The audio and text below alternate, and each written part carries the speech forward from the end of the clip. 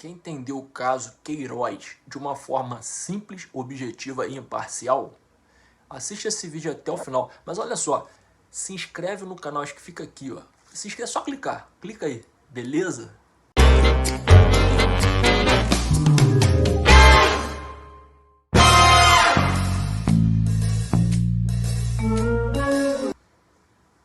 Fala galera, hoje eu tô estreando aqui meu microfonezinho do Mini Silvio Santos.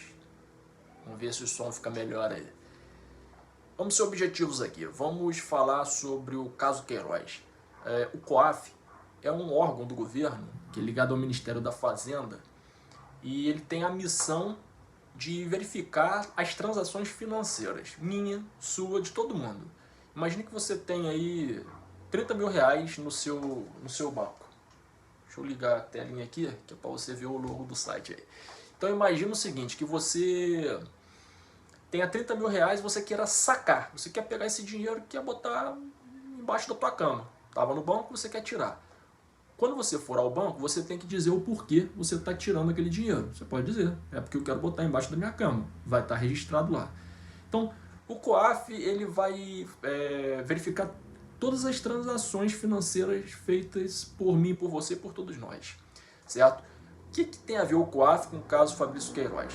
O COAF ele apontou 4 pontos no relatório sobre Fabrício Queiroz, que são coisas que chamam a atenção. E essas coisas foram ser investigadas pela Polícia Federal. Eu vou apontar quais são esses 4 pontos, e aí depois eu vou falar por que ele é suspeito e por que ele não pode ser um crime. E aí a gente vai avaliar de maneira imparcial. Okay? Então o primeiro ponto é pagamento a fornecedores que não são PJ. Por que isso então é algo suspeito? Isso é suspeito porque o volume de transação que ele fez para pagar a pessoas físicas é uma coisa estranha. Imagina que eu vou pegar 1.200.000 e vou transacionar com pessoas físicas. Que tanto dinheiro é esse que eu tenho que ficar pagando as pessoas? Eu pago para o meu vizinho, eu pago para um colega, para um amigo, para um familiar. 1.200.000 no decorrer de um ano. É muito dinheiro. Então, esse volume aí foi levantado como um ponto suspeito. Agora, por que isso também, por outro lado, não pode ser configurado como um crime? Pelo seguinte, eu posso ter 1.200.000 e eu posso ser o último ano de vida da minha vida e eu quero sair gastando esse dinheiro aí em espécie. A princípio, isso não se configuraria ou não deveria se configurar um crime por si só. Então esse é o lado oposto da moeda. Segundo ponto do relatório do COAF. Houve uma movimentação em espécie com clientes que usam cartão de crédito, cheques, e, enfim, outros meios eletrônicos aí. Bom, por que isso é suspeito? É suspeito porque hoje em dia todos nós fazemos transações via cartão de crédito, transferência eletrônica, compra pelo aplicativo e assim por diante. Dificilmente a gente vai pagar uma conta de 5 mil, 10, 20, 50 mil com dinheiro em espécie. São muitas notinhas, eu teria que ter uma mala de dinheiro para ficar carregando por aí afora. Além de não ser prático, é perigoso e não é usual. Então isso se torna suspeito. Por que a pessoa faria isso? Faria isso, vou dar uma hipótese. Uma hipótese é porque se aquele dinheiro não for lícito, eu depositar no banco, na hora que eu for extrair, o banco vai dizer, ué, mas onde você vai colocar esse dinheiro? Quando eu for fazer a declaração do meu imposto de renda, como que eu vou dizer a fonte daquele dinheiro ali se é ilícito? Eu não tenho nem campo para informar a ilicitude desse dinheiro. Então por isso que é suspeito. Agora, por que isso não é um crime por si só? Porque imagine um indivíduo que ele tem uma pastelaria. E nessa pastelaria ele recebe em dinheiro. Um pastel custa R$1, um suco, um refresco lá, R$2. Então imagina uma pastelaria dos chineses. Ele recebe a maioria das transações em dinheiro. R$2, R$3, R$4. E imagine que ele vá juntando esse dinheiro em casa e no final do mês ele tem aí 30 mil reais. Esses 30 mil reais ele pode pegar e usar para comprar uma massa de pastel o volume dele é grande, né? Mas ele pode usar para comprar uma massa de pastel com um fornecedor vizinho dele, amigo dele, e aí ele paga em dinheiro pro cara. Pagar em dinheiro não é o crime, não é ilegal, não é ilícito. O ilícito é você fazer a transação sem que você pague os impostos. Mas, a princípio, o simples fato que está escrito no relatório do COAF de ter movimentação em espécie não configura-se em crime. Então, falei o ponto negativo e positivo desse item. O quarto item, movimentação de recurso incompatível com o patrimônio. A questão foi a seguinte: o Queiroz ele movimentou 1.200.000. É nóis, hein, Queiroz? 1.200.000. 1.200.000 para uma pessoa que tem um salário de R$8.000, que era o salário que ele tinha como funcionário lá do Flávio Bolsonaro, sei lá, o nome do cara. Mais 12 mil, já apagou minha telinha aqui.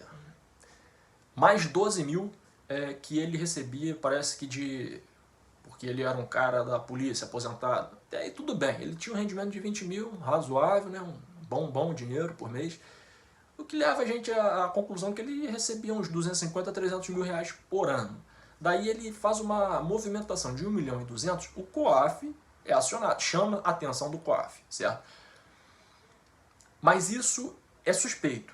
Se o cara tem um rendimento de 300 mil, o que ele está fazendo com 1.200.000 de movimentação financeira? Chama a atenção e o COAF quer saber, logicamente, isso faz todo sentido.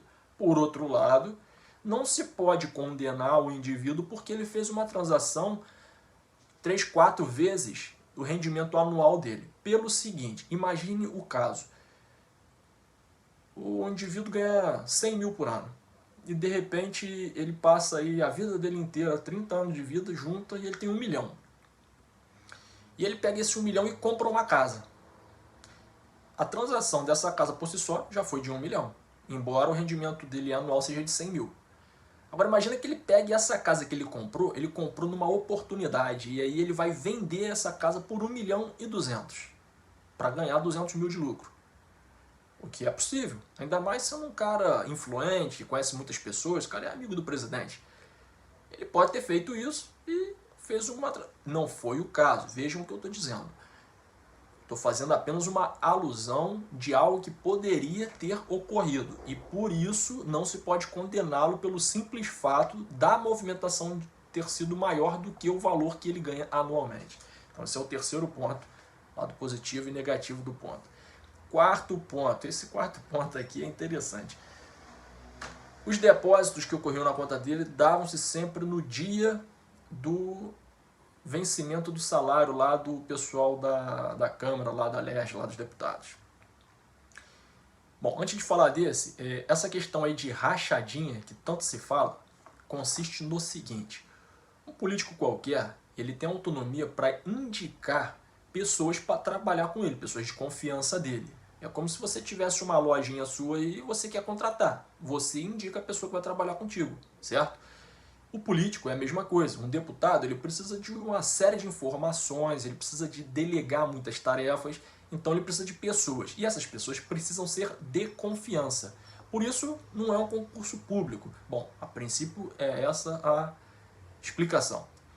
E daí que como ele tem essa autonomia, ele tem essa prerrogativa, ele pega no esquema da rachadinha e indica uma pessoa, mas antes dele indicar e nomear essa pessoa, ele faz o seguinte: meu amigo, esse cargo de assessor aqui paga 8 mil reais, porém, você vai ficar com 4 e outros 4 você me devolve, beleza?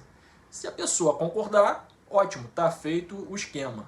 Se a pessoa não concordar, nada feito, mas com certeza tem os corruptos e os corruptíveis. Então isso vai acontecer. Esse é o esquema da rachadinha, mas não estou dizendo que foi isso que o Queiroz estava fazendo. O que eu estou dizendo agora é que, como eu estou fazendo para cada item, nesse quarto item, quando se fala de depósitos feitos em datas coincidentes com o pagamento da LERJ, se houve... bom, vamos primeiro para o lado suspeito, né, da coisa, o lado negativo. Se existe esse esquema de rachadinha, estava acontecendo que no dia do pagamento, todos aqueles funcionários indicados da Alerj depositavam na conta do Queiroz, em tese. E aí o Queiroz fazia um repasse para Outrem, certo? Esse é o lado suspeito, por isso que o COAF apontou, porque isso de fato é suspeito. Agora, isso pode por si só caracterizar um crime? Não. Por que não? Porque o fato de haver depósitos naquela data todos os meses pode ser, por exemplo, porque ele tem uma fazenda e nessa fazenda ele precisa comprar ração para o gado dele e nessa compra ele retira todo mês naquela data que coincide com a data do pagamento. Eventualmente pagamentos são até o dia 5. Então vamos supor que ele faça todo dia 5 a compra de ração para as vacas dele lá. Se isso foi feito, não há crime nisso. Ou se ele recebe um valor, porque também ele tem aí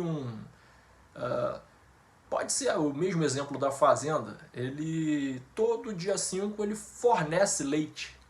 E aí coincide com que todos os dias 5, os indivíduos que compram o leite da fazenda dele estarão fazendo depósitos naquela data.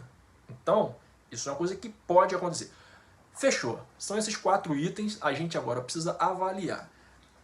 Antes de começar a avaliação, existe um outro ponto que chamou muita atenção de todo o pessoal da política aí, faz um mês aí quando o ministro Sérgio Moro foi demitido por conta de não ter nomeado um novo delegado aí para a Polícia Federal. Esse delegado aí, o presidente da República que gostaria que fosse nomeado, um novo delegado. Também tem 2 vertentes nesse assunto. A primeira é que o presidente queria nomear alguém para que não fosse adiante essas investigações aí da Polícia Federal. Ou seja, engavetasse esse processo. Outra interpretação é que o presidente gostaria que fosse investigado o caso Adélio, que até agora não teve um desfecho, não se sabe a razão, enfim. Então, essa é outra vertente. Veja que todas as questões têm 2 pontos de vista. Você pode ser um bolsonarista, você pode ser um anti-bolsonarista, um petista, seja lá o que você for, mas a grande verdade é a que tem que ser analisada. E as verdades a gente não tem, porque nós não somos membros da Polícia Federal ou do COAF ou participante do esquema, da situação que o Queiroz participou junto com o Flávio Bolsonaro. Agora, tudo que a gente falar será insinuações, serão especulações, coisas levianas, sem o compromisso com a verdade.